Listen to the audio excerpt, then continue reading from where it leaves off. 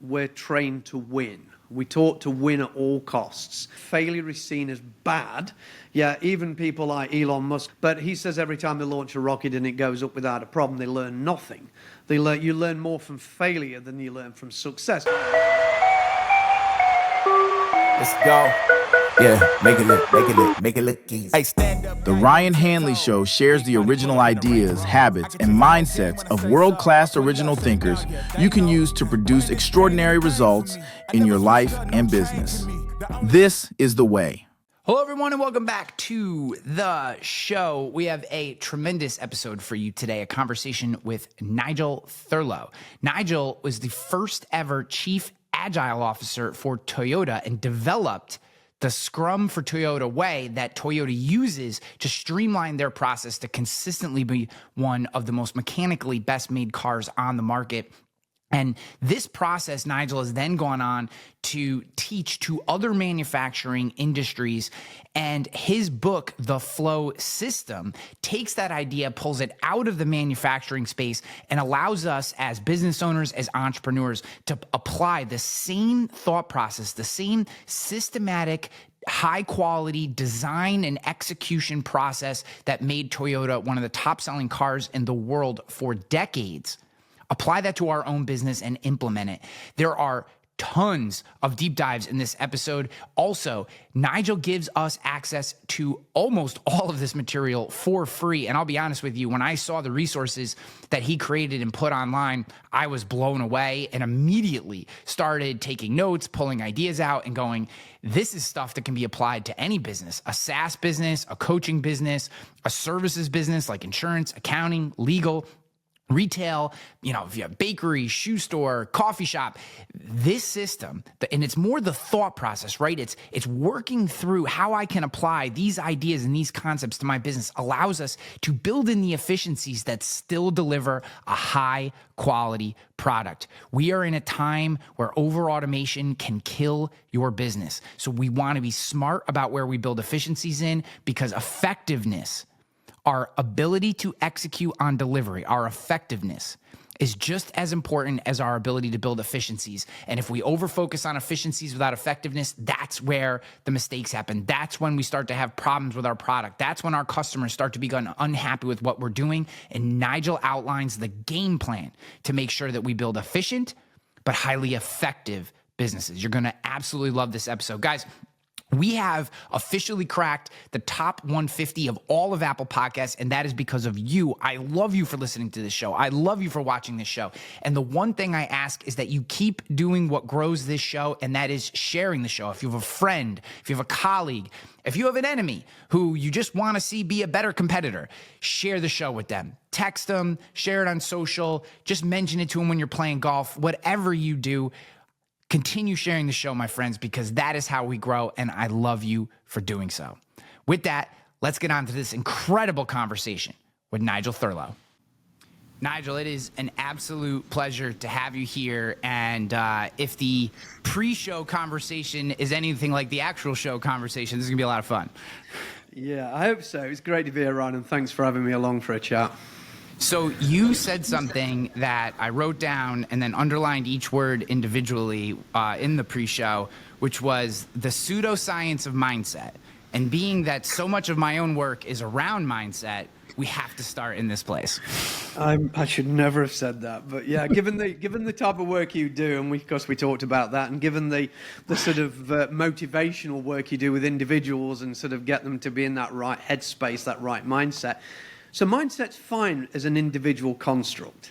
So in a lot of the work I do, we talk about the world view, and I'm going to pronounce this really badly, so for German speakers, I do apologize, but the Germans have a word called Weltanschauung, which is this sort of, the world around them, the world view. So when you think about a person's mindset, you think about the fact that they've had nature and nurture, culture, everything that's influenced their development over time, including their preconceptions, their beliefs. Everything about who they are has formed their mind's eye view, their world view, their mindset.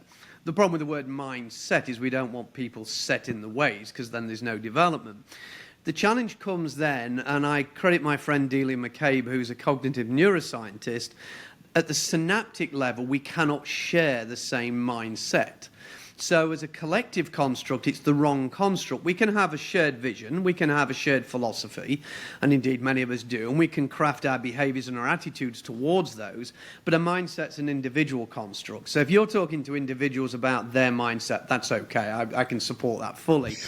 If people in some of the worlds I inhabit, like the agile software development world, they all talk about, well, you just need the agile mindset, and then they want everybody else to become synonymous with each other, become collective sort of thinking, and that becomes a problem when you use the term mindset, because it's actually physiologically impossible to actually have that. And then even Carol Dweck, who wrote the sort of, fixed mindset, growth mindset sort of book in her work, she even talked about mindset as being an individual construct, and I forget how to paraphrase it, but she describes it as the individual's sort of views and beliefs and sort of focus on life, and I'm paraphrasing badly. So that's where I get into the pseudoscience of mindset, where everybody has to be sort of in lockstep with each other. You can share a philosophy, you can have some shared beliefs, and we do religion and stuff of this nature, and we can work together towards a common goal, a common outcome. But the mindset thing truly is an individual construct. Yeah. Well, I wanted to give you a hard time right off the rip, because that way we could have fun for the rest of the show. No, and frankly, I completely and utterly agree with you. It is 100% individual, and when I talk about mindset, I'm always talking to this specific individual, mostly from the perspective of, in a team atmosphere, and I want you to push back and build on this. It has always been my experience that one negative mindset in a group, and I actually just saw a stat the other day. There was a study that came out in 2006, and I'm gonna miss the name of the study. I will find it, guys, and put it in the show notes. That said, in a group of 4 to 10, if there is one individual who operates from a negative mindset, productivity drops by 40%.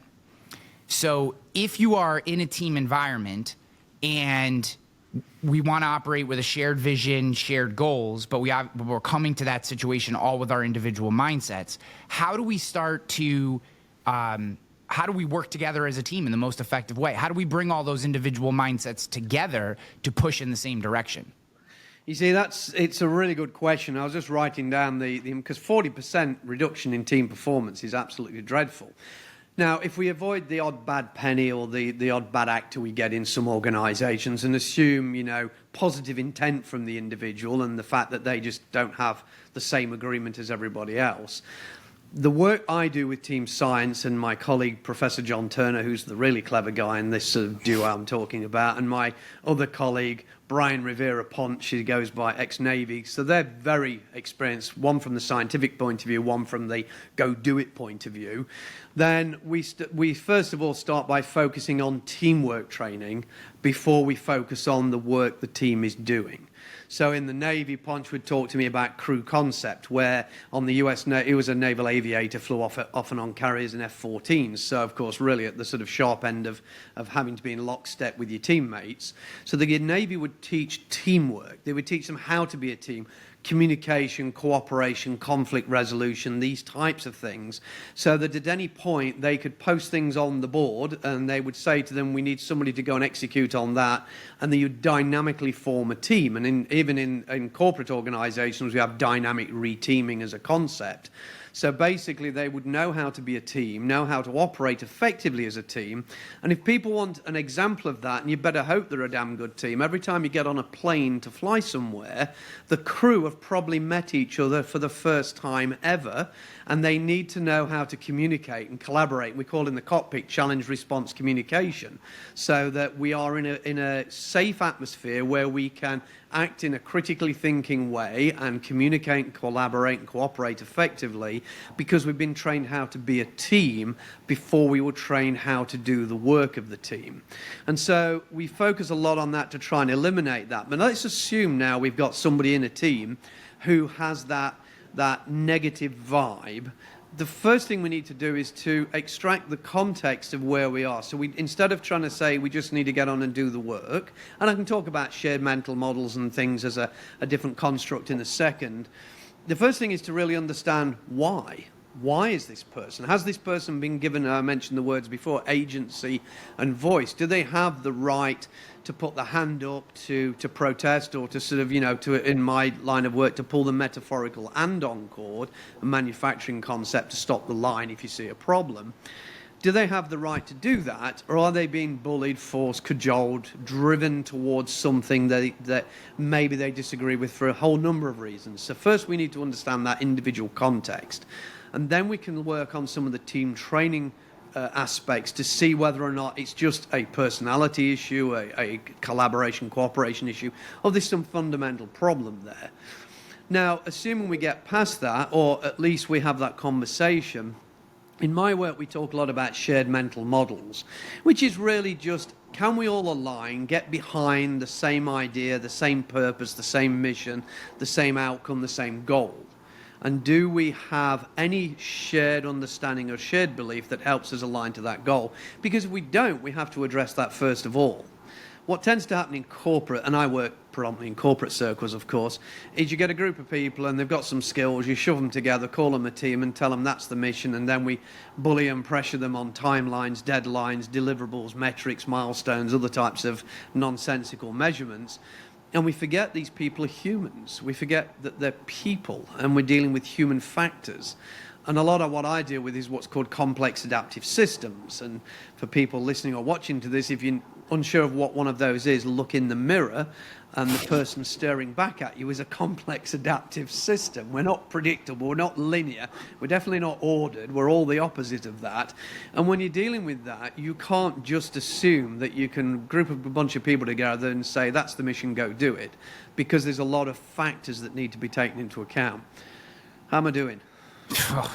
I have more questions than I think we have time for answers, which is a good thing. That's a positive. This is anecdotal, but I had the opportunity to see Jordan Peterson speak live, and he was talking.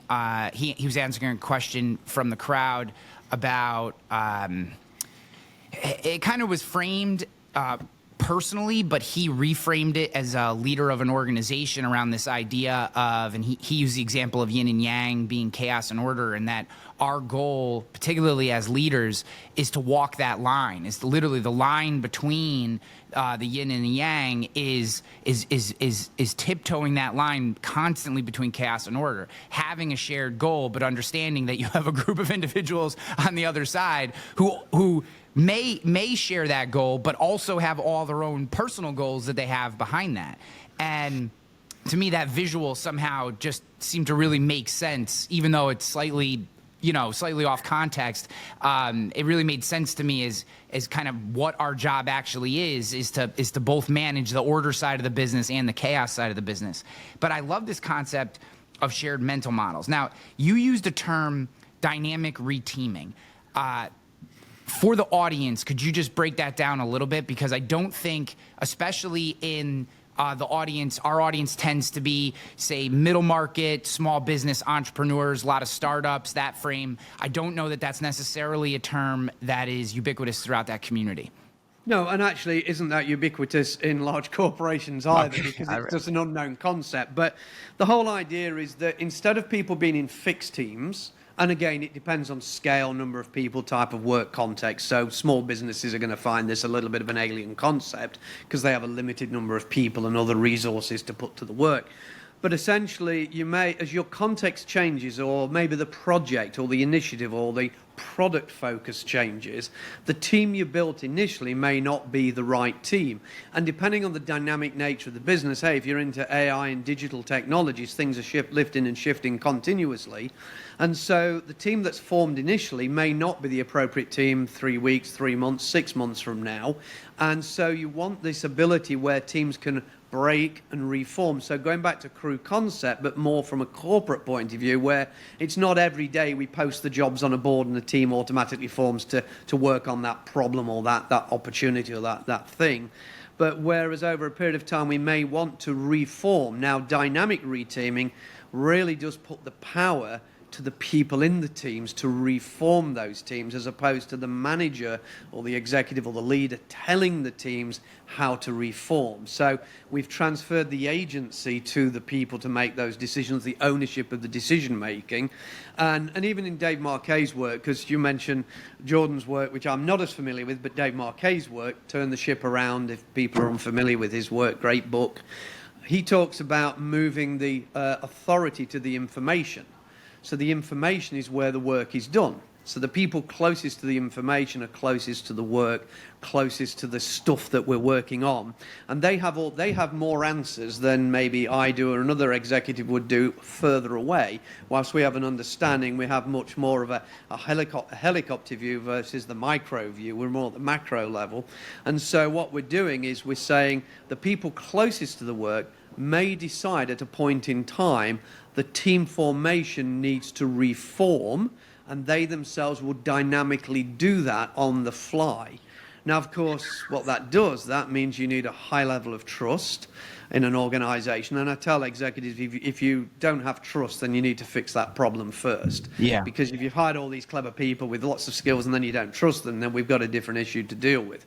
But assuming we're in this high trust, highly psychologically safe environment, teams can choose to reform on the fly within what we call enabling constraints, so guardrails. We don't want people writing $1 million checks without permission. But this gives the ability of the people we entrust with the work to decide the best way to execute. And then we get into leaders' intent, which comes from the military's commander's intent, and about, if I give intent to you as to what I'm trying to achieve, and you give intent to me, so I'm confident you know what I want to achieve, I can let you go on and do it. And so that's a little bit of what we mean by dynamic reteaming. To me, this only seems possible, and we talk a lot about on this show in regards to leadership, is we have to remove our ego from our day-to-day operations as leaders and operate as true stewards. And that term is not my favorite because I feel like it's been bastardized a little bit by talking heads and gurus. But what I really mean there is, how I like to talk about this is, it is our job as leaders to maximize the excellence of the people that work for our company, right? That's our job is not to be the necessarily the point of the spear. In fact, oftentimes we really don't want to be that. We want to be behind these teams, giving them the support to know, hey, you need to go spend $50,000 on a contractor to come in for a week to work you through this problem. If that fits inside, as you said, the guardrails of the intent of this project, you don't need to ask my permission. Go get the contractor, bring them in, have them execute whatever they need, and then continue on as well.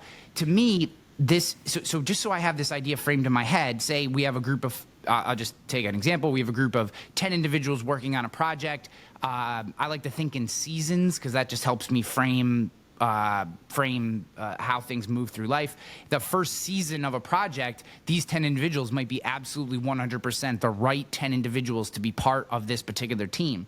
As we may move into a second phase or a second season of this particular project, there may be 3 of those individuals who performed very high at what they did for that project, but just their skill set, their time, whatever it is no longer necessarily the most relevant to this project. They can be cycled off, and 3 new individuals who now can add clear value to that project in the season that it's in. They can be brought in, and now it's not seen culturally as you're being demoted or promoted. It's just at this moment we need you here versus where you were before, and vice versa. That to me feels amazing. It also feels like utopia. So how do we, and as we know, utopian experiments don't often go well. So how do we culturally establish this? Because I know there are many people just from the audience that we have who are listening to this going, holy shit, like, this is 100% what it is. I mean, imagine what we could do if I had a team that had the confidence in their position, in their place in the organization, that they could make these changes on the fly. How do we start to develop that culture? And if that's not our culture today, I guess more than building it from the beginning, although you can start there if you want, I'm more interested in how we can get to this culture if it's not where we're sitting at the moment. You know, as you said earlier, there's so much to unpack. We could probably speak for 3 or 4 hours on this, but I'll try and condense some of these thoughts down. So just to give another real-world example, Menlo Innovations, Rich Sheridan's company, Joy Inc. is the book he wrote, and he's written others about that. They use a technique called pair programming where everybody works in pairs and all the work is done with people in pairs. And, you know, one of my colleagues and friends, Joe Krebs, says that, you know, it's not twice the cost. You're getting the output or the effectiveness of 3 people in 2 people when you pair versus you're getting 2 people doing one person's work. So that's the way he explains that. But what they do at Menlo, I think it's every week, I'd have to just double check to make sure my madness is correct, but every week when you go into the office, your pairs rotate. So this week, if you and I are working together, next week you and I will be working with a different pair, and the week after that, a different pair again, so that everybody is building cross-functional skill sets, of course. They're building an appreciation and understanding for each other's work. I mean, the Agile folks used to talk about T-shaped people. That became a meme and unpopular sort of way to describe it. My friend Dave Snowden describes it as expert generalists, and that's where I sort of put myself in things. I may have some deep expertise in certain areas, but it's much more valuable to be a generalist with a level of expertise in more than one topic area. So that's what the rotational thing does there. Now, the culture thing. So for a long time, I've said culture is a product of our behaviours.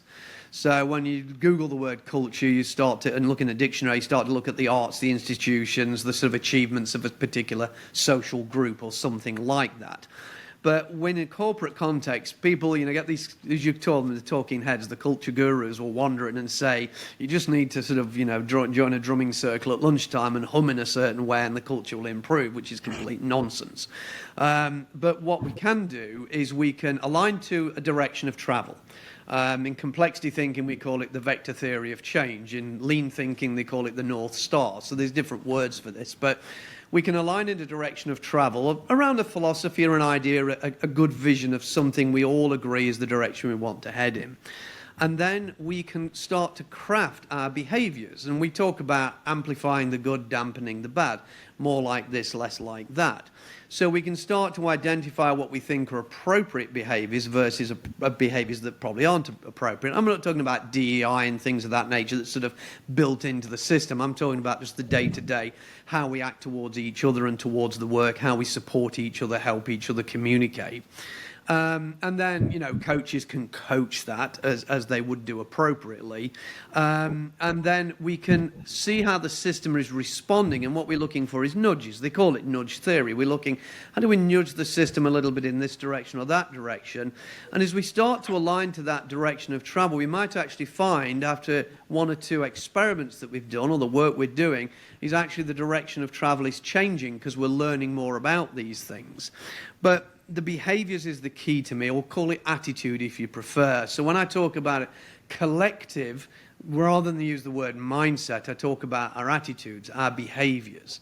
And if we don't like the culture we have, the culture is a product of how we're acting and behaving today. So if we want to change the culture, the only way to change it is to change the way we're acting and behaving.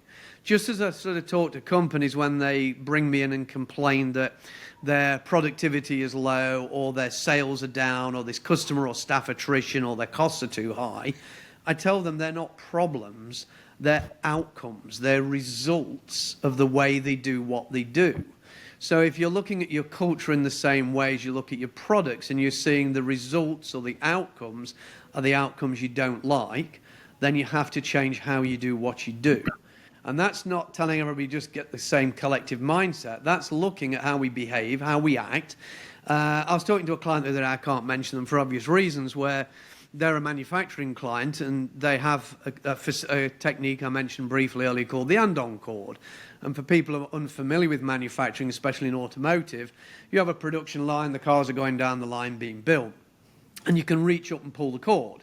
If you spot a problem, everybody on the line is empowered to pull the cord, and that will alert a supervisor to a problem. If the problem's not fixed in a very short time window as the vehicle's moving, It gets to a certain position on the line called a fixed position stop, and the vehicle will stop. And at that point, the entire plant stops moving. And in Toyota, because I sort of used to work there, in Toyota, you could have 6,000 or 7,000 people just stand still and do nothing until the problem is fixed. This is how we build in quality. So the people in Toyota have the agency, the permission, the safety to pull the cord whenever they see the problem. This other manufacturer I was talking to, he says, oh yeah, we have the andon cord, but we very rarely use it because nobody wants to be seen as the person causing the problem. There's your cultural difference, yeah? That's the behavior. Yeah, I love that example. You know, in my own company, you know, one of the things that was the hardest for new producers in the insurance industry, salespeople are called producers, new producers coming in who had worked in the industry before. And I oftentimes try to hire people who hadn't been in the industry before so I could kind of level set our culture from the rip. But one of the key things that I would talk about in their onboarding was detach from the outcome. You need to detach from the outcome of what happens. What I care about, what we're going to manage to, is attitude and effort.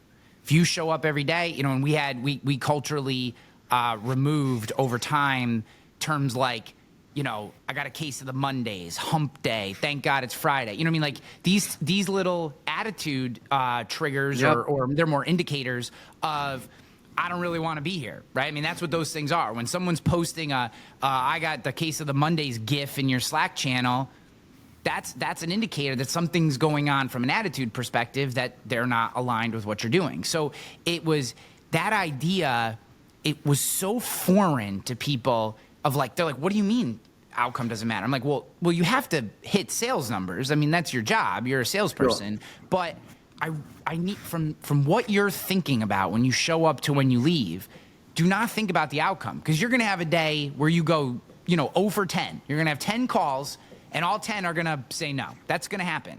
Yep. And what I want is for you to show up the next day and do 10 more calls, because that day you could go 10 for 10. And now you're well ahead of your targets. But if we're focused on anything other than attitude and effort, outcomes, it feels like you fall to the minimum acceptable if you focus on outcomes. If you focus on attitude and effort, you get results that you couldn't have even imagined. You know, that's fascinating, because a lot of work I do, of course, in software development or in manufacturing and product development, a lot of people will talk about outcomes versus outputs, because at that end we're looking at, we don't want lots of stuff, we want lots of value being outcomes. But the interesting thing is, if the attitude is wrong, and back to your example of the one person in the 5 or 10 person team that doesn't want to play the game, then why are they doing the TGIF thing? Why are they moaning about miserable Mondays or whatever the phrase is? Because we need to understand why that is, because they are displaying the wrong attitudes, the wrong behaviors. They themselves may infect the other members of the team, which typically tends to happen, because you get this Debbie Downer, or whatever word we would use, this phrase, no disrespect meant by that phrase, but that type of phrase where we have somebody who's dragging down the morale or the inspiration or the performance of the team, and we need to understand that. And it brings me to another topic from sort of the world I live in called sense making. And I was talking to a non-profit this morning I do a little bit of work with to try and help them sort of understand the attitudes and opinions and sort of the behaviors within their communities that they support. But in business we do this, and we use something called narrative capture. Now, if anybody's listening to this and is thinking, what's he talking about? There's a bunch of stuff on my own website. It's free of charge. You can download it, worksheets, templates and other things. No charge at all, no expectation, no commitment. Just go grab the stuff for free, and I'll give you a link on this. Yeah, and not to interrupt you, Nigel, but guys, just so you know, I will also have links, whether you're watching on YouTube or listening on whatever podcast platform, I'll have links to all this stuff. I'll tell you, your flow guides, the flow system guide that you have up, I spent too much time nerding out on this particular document. Again, I should have scheduled this for 3 hours, because there's so much in here that's incredible. And every term that Nigel's used so far is broken out in way more detail in just in this document, not to mention the other stuff. So I'll have links to all of it. Yeah, when we wrote the book, this really small book that sort of is vast. Yeah, this is the fancy hardback version. 700 pages of stuff in there, but we realised a lot of people around the world couldn't get access to it, so we put a lot of the stuff on the website free of charge for people in communities and places in the world where, $60, $70 for a book is a week's wages. So we stuck it out there. But you are right, everything I'm talking about is available, but sense making, which is a set of techniques that were developed by people far cleverer than I, which allow you to look at your environment, your company culture, the people and everything around you, and make sense of the world so you can act in it, as my friend Dave Snowden, who's a big complexity expert, would describe it. One of the things we use is narrative capture. Now, narrative capture is just saying, think about, we give them a contextual situation. So, hey, think about the last 3 months in work. Write a short story, a short narrative, just a short ditty about how you feel about the work or the environment you're in over the last 2 or 3 months. And then when you've written that, give it a news headline or a hashtag, hashtag the best day of my life, hashtag thank goodness it's Friday, that type of thing. And we always ask them to do the headline after the story so they don't try and sensationalize the headline. And then there are a number of other techniques we call self-signification. We ask small questions and give them some geometric shapes in which they can place a dot to respond to those questions. Now, this sounds all really sort of, complicated and hard to do. It's really, really simple.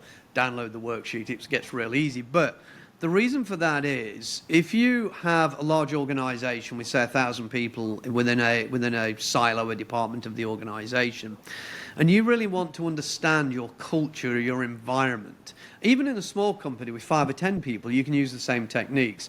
You want to really understand what they think and what they feel, because doorstepping them as the CEO and saying, tell me how you really feel, isn't really going to give them the psychological safety to do that. But then this allows them to write in just raw English or whatever language they speak, the raw text, and say, this is what I'm thinking. Based on what you asked me, this is my feelings. And we do it anonymously, and we do it in a way that captures it when nobody can be identified. And then by asking them some of the signifying questions and the way they respond, we are then able to see patterns. And we're looking for weak signals. What are the things that we sometimes call them dark constraints, what are the things we see in the environment? We see the result of it, but we don't know what's causing it. And then we have these weak signals, the outliers. Is somebody going to go postal in the near future? How do we know that? Well, this is how we start to identify. And then looking at the way they signify certain responses to questions, we can also link the narratives. And if you've got a number of people participating in this, we can start to look at the patterns between the stories they're telling, the narratives, as well as the way they're signifying certain questions. And to make this a little bit less eclectic, imagine you draw a triangle. We call it a triad because complexity people like fancy words for simple things. So we draw a triangle. And we'll ask a simple question like, when something goes wrong, and then the 3 answers may be an individual is blamed, the team is blamed, the manager is blamed.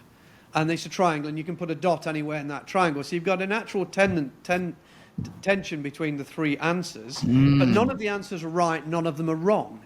It's just whatever you feel. So you may have a tension between the individual and the team being blamed, so you put a dot somewhere there, or maybe it's between the individual and the manager, or some other combination of that. Now, as you start to look at that over time, you start to see patterns, especially when there's a lot of people involved. Let's say you get a whole lot of patterns saying the individual is blamed. And then you look at the narratives they've written, which says, my life's horrible, I'm always getting shouted at, I feel insecure, I feel unsafe here.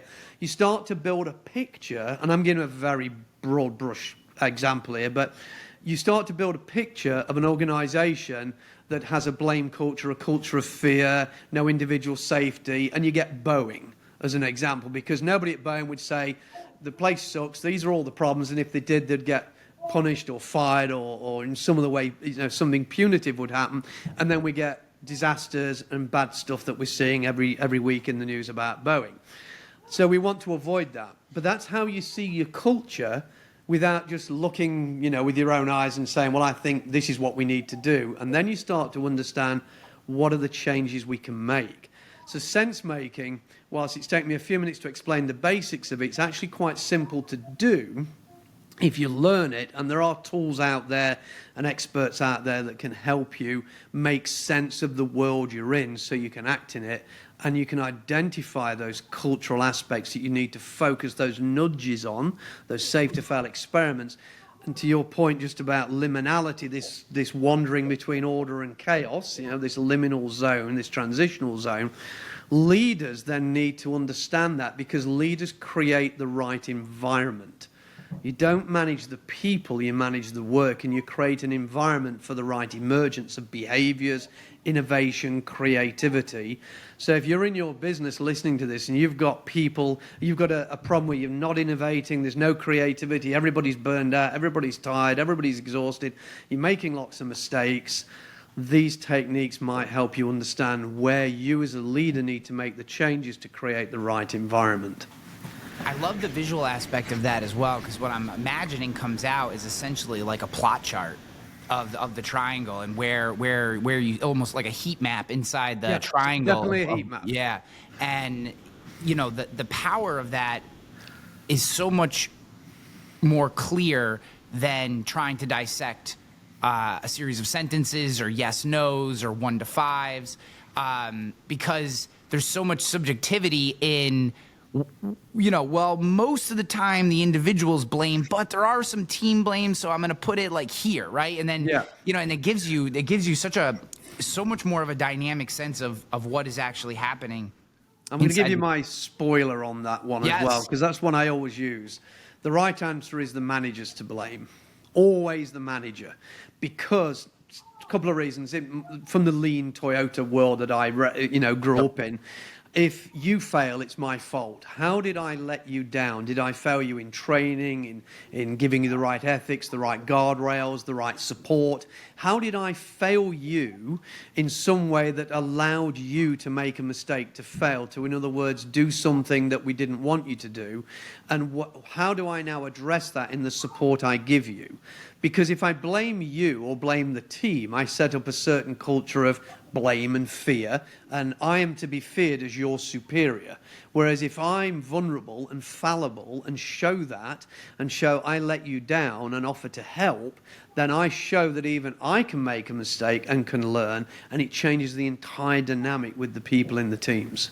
I want to give you an anecdote on that, and this is going to sound like a humble brag. I don't mean it to be, because I've made plenty of mistakes leadershiping, so please take that. But we had about 26 people in the company at the time, and we were doing an all hands, and one of our service representatives had a very vulnerable moment in which she admitted a mistake that she had made, that we knew. I mean, I knew it had happened. I didn't expect her to say it in front of the whole company, but she did.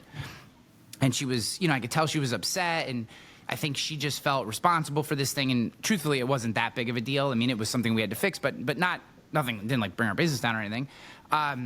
And she finished what she was saying, and I could tell she was emotional. And I just said, thank you for sharing that. It means a lot to me that you would be willing to do that, but understand that wasn't your fault.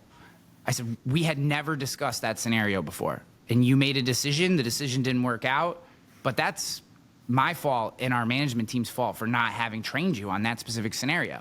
And she just kind of looked into the screen, and then we moved on to the next topic. And frankly, I didn't even think anything of it.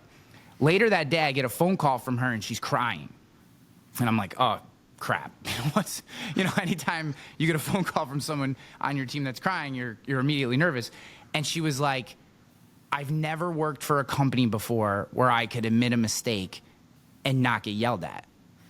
And again, that's through many beats that I got to that moment. I'm not trying to pretend like I naturally had that, because my question is, I had to learn what you're describing, and 5 years before, I wouldn't have given her that answer. I may have answered differently, but having gone through enough experiences, I was at that point. But why does management it doesn't feel to me as if it is an intrinsic trait for managers to take responsibility for all the actions and outcomes that come from the team that they are responsible for. Why do you think that is? I have a theory of this, and I've sort of, I don't know if it's a thesis, a theory, or just an opinion. It's probably just an opinion, but I think from the cradle, we're trained to win. We taught to win at all costs. We teach our kids to win games, then they go to school and we teach them to win sports. It's all about winning. That's what sport's all about. Although people say it's not the winning that matters, it's the taking part. No, we teach them to win. You know, don't be a loser, be a winner. And, you know, even at the Olympics that we've just gone on, you want the gold medal. The silver and the bronze is okay, but the gold is the target. So it's always to win, win, win. And then you go to school and you're going to get the best grades, get the best GPA, get the best exam results. And then when you go to college or university, you know, no longer is a bachelor's a good enough degree. Now you've got to get a master's or an MBA, and hell, why not go for the PhD? And so we've got this continuous this sort of downer on failure. Failure is seen as bad. Yeah, even people like Elon Musk, I'm not the biggest fan of. I'm a fan of what he's done. I'm not a fan of the man himself particularly. But he says every time they launch a rocket and it goes up without a problem, they learn nothing. You learn more from failure than you learn from success. And that doesn't mean we want to spend a life failing, because of course we need success. But I worked for a company for many years that saw every mistake as an opportunity to improve. And that's why Toyota most of the time make the best cars from an engineering perspective out there. Tesla's proven you can make less good cars and people really want them. So quality is in the eye of the beholder, in the eye of the receiver, not the giver. But that's business and that's commerce. But I think we have this stigma around failure, that when we're in an organization and we are seen to have made a mistake, whether we call that a failure or something else, we are stigmatized and fearful of the implications of having made that mistake. And then you've got the extreme examples like Boeing. Nobody would speak out. People actually perished as a result of that. And you've got less severe, examples of that when you're in your own project. You've written a bit of bad code. You're up against a deadline. You know it's not right, but you just don't say anything, let it ship. And then 3 weeks down the line, there's bugs and defects and technical debt and other things building up that you need to go back and fix. But we need to make it okay and safe to admit your mistakes. And as you made the point in your anecdote, is that you need to have leadership who can be vulnerable. It doesn't mean people don't want to see their leaders failing all the time, because then you're scared. And if the guy flying the plane is terrified, you got a problem. You don't want that. But at the same time, you need to know that they are vulnerable and can admit that they're not perfect. Because if they're not perfect, they're your role model. You're aspiring to be them and you're following their leadership. So if they're not perfect, then it's okay for you not to be perfect. Doesn't mean we all run around, as I say, making mistakes continuously, but we need a way that we can do experiments safely, fail without any major consequence, learn from that and improve as a result of it. And I'll give you one more example, and I talk about this occasionally, and I have to be careful because some of it I get a bit emotional about because it was quite impactful. But I still go into factories and plants occasionally. A friend of mine does a lot of turnaround business, and we went into one food production facility where the people there had done the job for 30. One lady had done it for 44 years, packing frozen food as a living, so not the most glamorous of jobs. And typically the people who do the hardest work get paid the least amount of money. So they're working in 50-ish degrees of factory packing frozen food and nothing too exciting, the same 8-9 hours a day in the same conditions. And none of them had agency and voice. None of them really had dignity, a sense of self-worth or pride. And they were having lots of problems on the manufacturing line. That's why we were there. And we could see the failures happening all the time. And that whole thing about move the authority to the information. So I installed and-on systems. And because they're working on food, we put foot switches in so they could stamp on a foot switch. And I instructed all the people on the line who were doing these boring these jobs that are just the same old every day. I said, every time you see a problem, hit the switch and it will stop the line. And because they were terrified to do this, but I said, no, every time you have a problem, hit the switch, it'll stop the line. And so they started doing that. But the engineers who had to fix the line were getting really annoyed about this because it was now calling them to fix the line and also pointing out how many times the line was failing and having problems. And then they would fix it, but they'd restart the line. So then I introduced the next step, which was don't let them restart the line until they've logged the fault codes. So there was a whole set of fault codes put on the production line controller, the computer, and they were compelled to actually select the appropriate fault that had occurred. And we'd obviously written out the types of faults that would happen before they could restart the line. But what this did was twofold. Number one, it gave the people dignity and self-worth and pride on the line because they could stop the line, and now they were valuable. They were the people helping us improve the line, no longer the people that were the problem on the line. And to be fair, without those people, that line would never have run properly because they were the people who figured out how to keep it running. But then the second bit was we drew attention to the problems, so now we could build up a backlog of things we needed to improve. We now knew what we needed to improve, because if this piece of equipment failed 70 times a day, I think we need to go fix this piece of equipment, not just keep shouting at the people that things are going wrong and the engineers just cobbling it together and keeping it running. We now had an opportunity to fix things, and gradually everybody had a whole different level of self-worth on that line, on those lines as a result of that. So that's the type of thing, but I changed behavior by doing that. And in doing so, I gave people a different perspective of the value of their work. Yeah, it's the easy way out to say work harder, do your job. Yeah. Right. That's the easy way out. That's the weak leadership. That's the weak management. I actually was at a conference one time, and I was speaking, and I like to sit in the audience beforehand, and I heard two business owners, and they're commiserating in the back of the room, and everything was just like, oh, if they would just do their job, man, why won't they just do their job? And I'm listening to these guys go back and forth, not a single solution, not a reason why, just, my people, they just show up and they complain and bitch. And if they would only just do their job, everything would be fine. And I'm like, what a horrifying place to work. Like, these people must be miserable. If that is like your commiseration is like, if only they're showing up, they're doing something. They probably don't even know what their job is 100%. If this is the case, if this is your big bitch, it just, guys, if you have, this is incredible stuff. If you've ever said about your team and anything other than a complete moment of weakness that you backpedal from immediately, do your job, the problem is most likely you. It certainly is the culture that you're creating downstream, because if they would only do their job is really my counselor always says, when you point a finger, there's three fingers pointed back at you. And this looking in the mirror, it just doesn't happen enough. But when it does, you see like we had an idea. I was a different company that I was working for. I was managing all the marketing and sales teams, and we had an all company meeting. We were struggling with retention, right? We just couldn't figure out retention. Our numbers were just always lower than where we wanted and where we needed. And it was actually one of our newest employees who had only been with us for 3 months. She goes, "Well, we're not doing BOP, whatever it was. I can't remember what it was. We're not doing X." And I remember looking at the Zoom, wherever she was on everyone's Zoom screen, everyone's head snapped to wherever, everyone was like you could see everyone look at her box oh shit, we're not doing that. And then I was like, well, what do everyone think about that idea? And they're like, we should be doing that. Well, all right, engage, let's go. And if we're not, like you said, and I had never framed it as where the information is. I love that construct as a way of thinking about it. The information is actually at that hands on the tools job function. There's so much value to extract that we just don't go down to that level enough. It's funny because there's a bunch of things I'm writing down and lots of anecdotes I could share.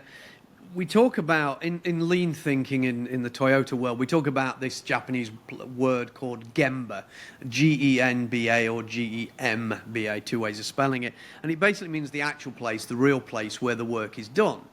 And so back to the same example as the factory I was mentioning, the other step I did, there was it's a bit of an urban myth, but it has been shown to be true, that one of the creators of the Toyota production system, the primary creator, a guy by the name of Taiichi Ono, he was known for drawing a chalk circle on the ground 2 feet wide and putting you in the circle with Post-it notes and pens. That's what I'm doing while Ryan's talking. I'm making notes.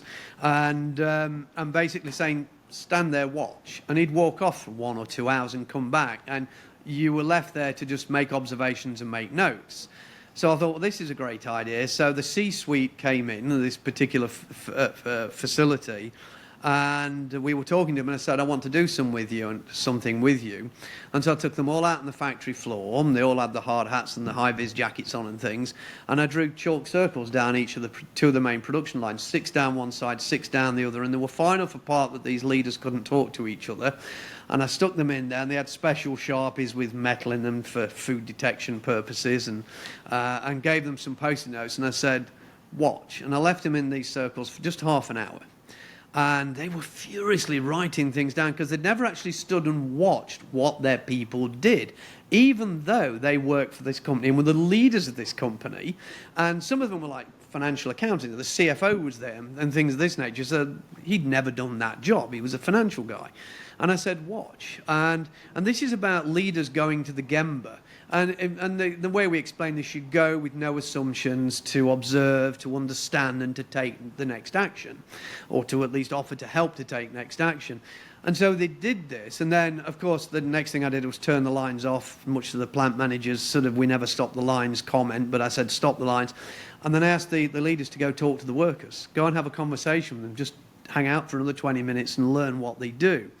And a lot of leaders never, ever actually do this. And then I say in this world of webcams that we now live in this hybrid existence, and some of it's an entitlement generation thinking everybody should just work this way. Now this in-person thing is so old-fashioned, last decade. Hey, I'm a boomer, so, there we go. But I say to them, well, where's the Gemba? How do you go to where the work is done if everybody's working from home? How do you observe and understand and support and take the next action when you can never observe the work being done? And how many of you actually know how you do the work? Back to this sort of thing, if you don't know how the work's done, you don't know why the culture's like it is, because you're never actually a part of the work being done. And many executives are recruited in horizontally. They're not sort of grown through the company like a lot of family businesses or businesses with, 3 generations of family ownership. And then there's this sort of moving the authority to the information. That's empowerment. But people get a bit iffy with the word empowerment now. So I said, well, you're giving ownership back to the people who are doing the work. Ownership of the decision making within those guardrails, those enabling constraints. And the other thing as a leader, leadership is about characteristics, about your behavior. It's not about a job title or a position you've been placed in. You may be a manager, but leadership emerges. And leadership's at all levels of the organization. It's multidimensional and sort of moves in all sorts of different directions. But there's a term called followership. And leaders are only leaders if they attract followers. And one of my great tests, and you'll know this because we've all got mentors in our lives, if they stop paying you, would you still follow them? So if you stop paying your people, will they still follow you? So if they leave your company or you leave the company, will they still seek mentorship and guidance and coaching and wisdom from you? Now you're a leader. And the people you were talking about in the event you were at, they were just sniping and bitching and whining. They weren't leaders. They just wanted to blame somebody for their own failings or their own lack of leadership characteristics. Nigel, this has been incredible. We could go on for hours, and I feel like we're barely scratching the surface. I think what that does is give an incredible cliffhanger for everyone to dig deeper into your work. Where can people go? Where do they find more about you, your work? How do they dive deeper? I know you have books, you have the Flow system. Where are these places? Where should they go? So they can get to my website if they want to learn a bit about me, and that'll link to a bunch of others, nigelthurlow.com, the Flow Consortium, so flowconsortium.com, and then, of course, Amazon for the books. But if you go to nigelthurlow.com, there's a bunch of links. We'll link you to all the other websites and the free resources. It's probably the easiest place to go to. So I like to finish every episode with a question that I just find intriguing because it's personal to everybody. I believe everyone has extraordinary inside them. You certainly are an extraordinary person. How do you defy ordinary in your life? I talk to my wife about this a lot, and she'd have different comments to say, of course, but I never stop learning. I never stop. There's the fake Latin saying, illegitum non carborundum, which is never let the bastards get you down. I won't stop trying. I won't stop if I fail at something or I don't succeed as well as I want to, I'll keep learning, I'll keep trying, I'll keep iterating. I think life is precious, life is valuable, and I think there's a lot of things to enjoy out there, and I won't stop trying whatever happens. And it's hard sometimes, trust me, I've been in deep despair and doom and gloom over the years, but I keep finding a way to bounce back. I keep finding a way to do things. And, life is short. Don't leave it till tomorrow. And somebody asked me the other day, what would I tell a 25-year-old version of myself? I was on a different show, and I said, don't spend all your money. You're going to need it in later life. So I'll leave you with that bit of wisdom. Well, Nigel, I appreciate you. I appreciate your time, and I wish you nothing but the best. Thank you. Thank you so much. Let's go. Yeah, make it look easy. Hey, stand up. Thank you for listening to The Ryan Hanley Show. Be sure to subscribe and leave us a comment or review wherever you listen to podcasts. Came in the game for me. I never switched up, no change in me. The only thing changing is